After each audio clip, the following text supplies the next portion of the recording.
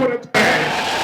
শ্রমিক কল্যাণ ফেডারেশন মালিক শ্রমিকের দ্বন্দ্ব নয়, সাত মালিক সাত শ্রমিকের সম্মেলনের মিলিত প্রচেষ্টায় কল কারখানা অর্থনীতি উৎপাদনের চাকাকে সচল রেখে একদিকে শ্রমিকের অধিকার, অপরদিকে অর্থনীতির চাকাকে সামনে নিয়ে যাওয়ার এই নতুন ধারা সৃষ্টি করেছে শ্রমিক কল্যাণ ফেডারেশন। প্রিয় ভাইয়ের আমার, তারা স্লোগান দিয়েছিল শ্রমিকরা স্ট্যান্ড করবে। তারা বলেছিল স্কুল অফ কমিউনিজম, শ্রমিক কল্যাণ কল কারখানায় শ্রমিকদের মাঝে ইসলামের মহান শ্রমনীতি, আমাদের প্রিয় নবী মুহাম্মদ মুস্তাফা সাল্লাল্লাহু আলাইহি ওয়াসাল্লামের আদর্শ অনুপম শ্রমনীতি নিয়ে দুনিয়ার দাস, শ্রমিক, দুঃখী, বঞ্চিত, অনাহারী, অন্নহীন, বস্ত্রহীন নিরন্ন মানুষের মুখে হাসি ফুটিয়েছে। শ্রমিক কল্যাণ সেই শ্রমনীতির দাওয়াত দিয়েছে।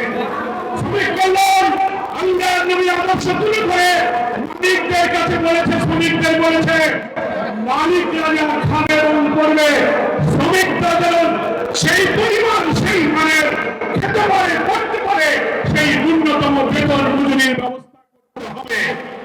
কারখানার লক্ষ্য হচ্ছে শ্রমিকদের অধিকার দিতে হবে। আল্লাহ নবী সে আদর্শের কথা শ্রমিক কল্যাণ বলেছে। সবচেয়ে অতিরিক্ত কাজ চাপানো যাবে না। বান্ডেল থাকলে প্রতি সেনমানিতে টাকা বাঁচবে। বিকাশ সেনমানি বান্ডেল কিনে জিতুন প্রতি লেনদেনে। চুক্তি বেতন মজুরি ধান শুকাবার আগে অর্থাৎ চুক্তির শেষেই তাকে মজুরি দিতে হবে।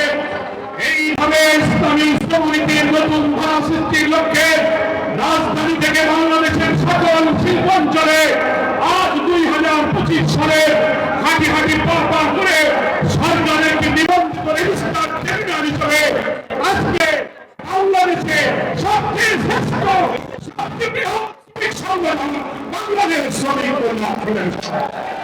শ্রমিককে বলবো শ্রমিকরা আপনার ভাই, শ্রমিকদের বলবো মালিকরা আপনার ভাই। মালিকদেরকে খেলাধুলা করে যেমন শ্রমিক থাকবে না। আমাদের বাংলাদেশ নতুন যে বাংলাদেশ, নতুন যে ডাইমেনশন, নতুন যে স্বপ্নের দিকে আমরা এগিয়ে যাচ্ছি। সকল কলকারখানায় বাংলাদেশের কেন্দ্রীয় আইনকে কাজে লাগিয়ে যত শ্রমিক, যত পেশা সেখানে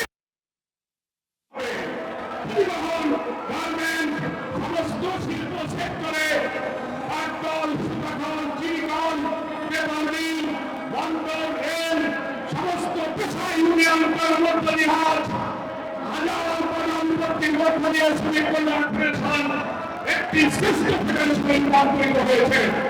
আমি শ্রমিক কল্যাণ ফেডারেশনের অনুমোদন জানাই, ধন্যবাদ জানাই। আর একটি কথা বলতে শ্রমিক সংগঠন সমাজতন্ত্রের দিকে নিয়ে যাচ্ছিল। তারা বলছিল স্কুল অফ কমিউনিজম, শ্রমিক কল্যাণ তখন স্লোগান দিয়েছে না, তারা যদি টেলিভিশনকে সমাজতন্ত্রের স্কুল করাতে পারে, আমিও আল্লাহ হিসেবে টেলিভিশনকে ইসলাম শিক্ষা স্কুল বানাতে পারি। আমাদেরও স্লোগান হবে টেলিভিশন